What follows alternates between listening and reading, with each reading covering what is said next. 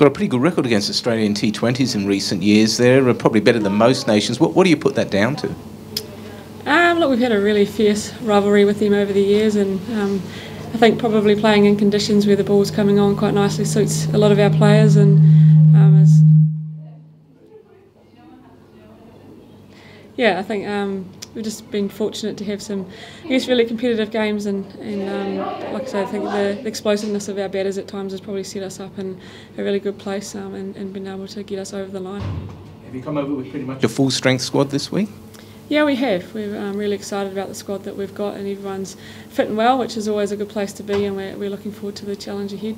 How have preparations been in terms of, camaraderie, the girls together, and, are you feeling like you guys are about to play your best cricket?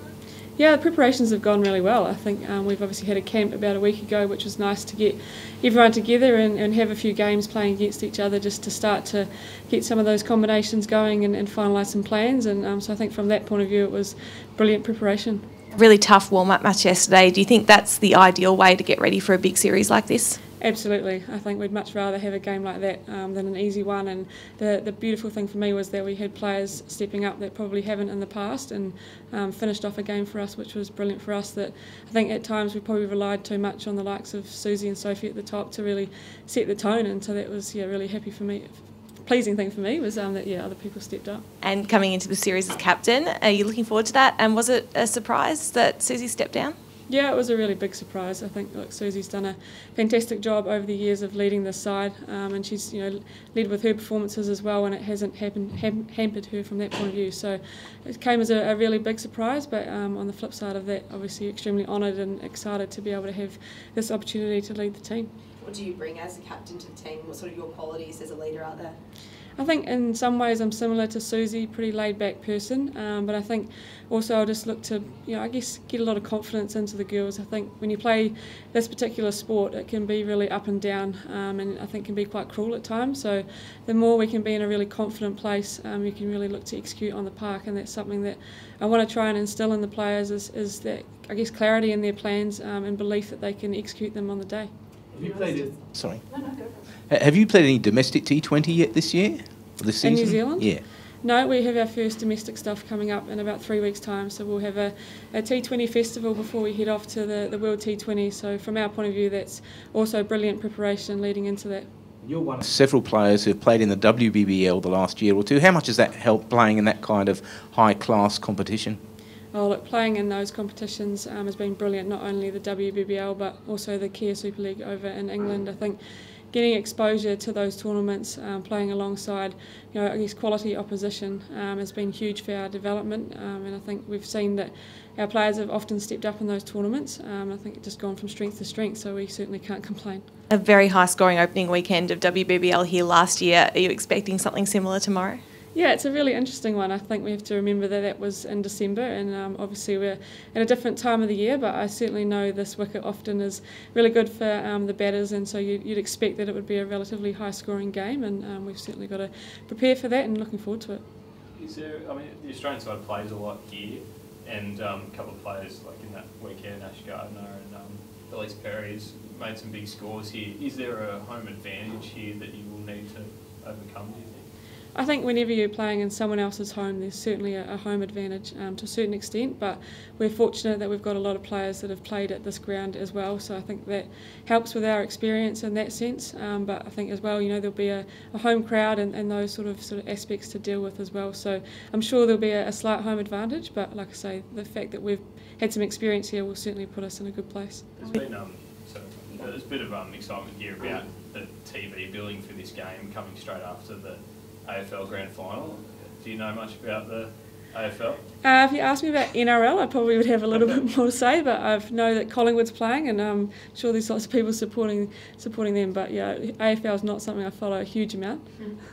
Is the New Zealand side excited by the coverage and by the exposure that this game's getting? Yeah, absolutely. I think the way that Cricket Australia has probably led with the exposure, the media, getting the public engaged has been brilliant, and we've seen that in the WBBL and also in the Ashes last year, the engagement from the public, and that was brilliant. So I think we're really excited to kind of be a part of that, I guess, and see what comes in the next sort of 3 games. Is it something that is that being reciprocated across the ditch as well? Like back home, do you feel like there is that public engagement and that build-up, or is it you finding that you're getting more exposure when you're elsewhere and travelling? I think initially probably Cricket Australia and even in England have probably led the way with that, and that's helped.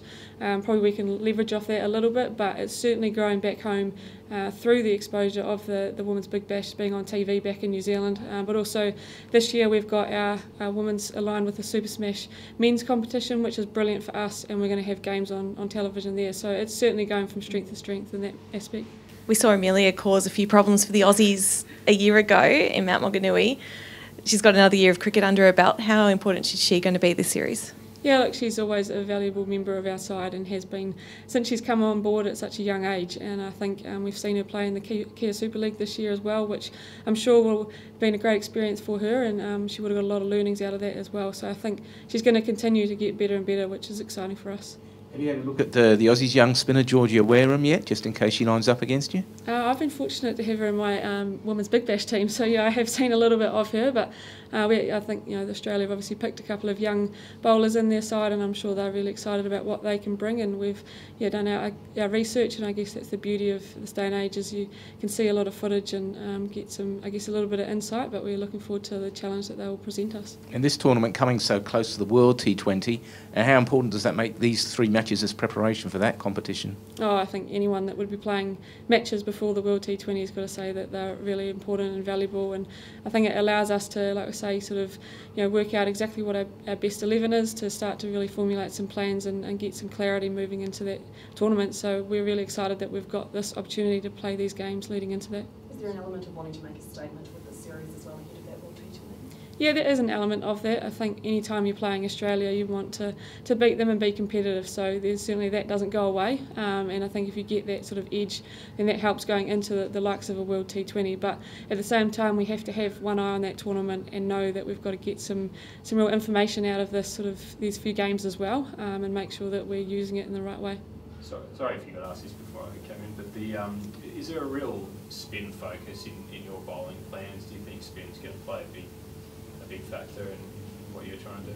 Yeah, we're fortunate to have some quality spinners in our side, and I think in the women's game, almost in any conditions, they can be extremely useful. And obviously going over for the World T20, there is a chance that they'll be extremely useful over there as well. But I think the beauty of our side is we're blessed with a lot of, I guess, variation in our skill sets with the ball. We've got some pace, people that swing it as well, and people that can sort of bowl wicket to wicket. So for me, that's really exciting that we've got that variety and it can be useful in any conditions. And from my point of view, I want our bowlers to be able to bowl in any conditions and not be pigeonholed to suiting certain conditions, because I think if we can achieve that, then it's going to make us a lot sort of harder to beat.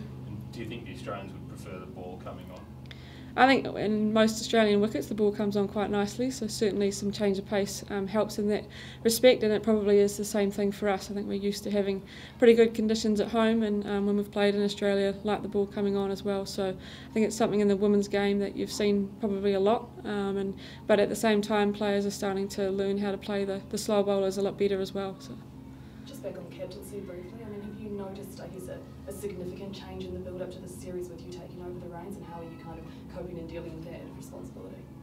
I think the fortunate thing for me is I've had leadership roles against in other teams. Obviously, I captained Canterbury back home for 8-9 years, and I've had the opportunity to captain the Melbourne Renegades in the Big Bash as well. So I think from that point of view it helps with the transition, and obviously also being the vice captain for a while in the White Ferns has helped as well, just to make it a pretty seamless transition. And I think we've been able to hit the ground running from that point of view so far, and I'm sure there'll be little things along the way that you've got to deal with, but I think so far it's going pretty well, and looking forward to the challenge ahead.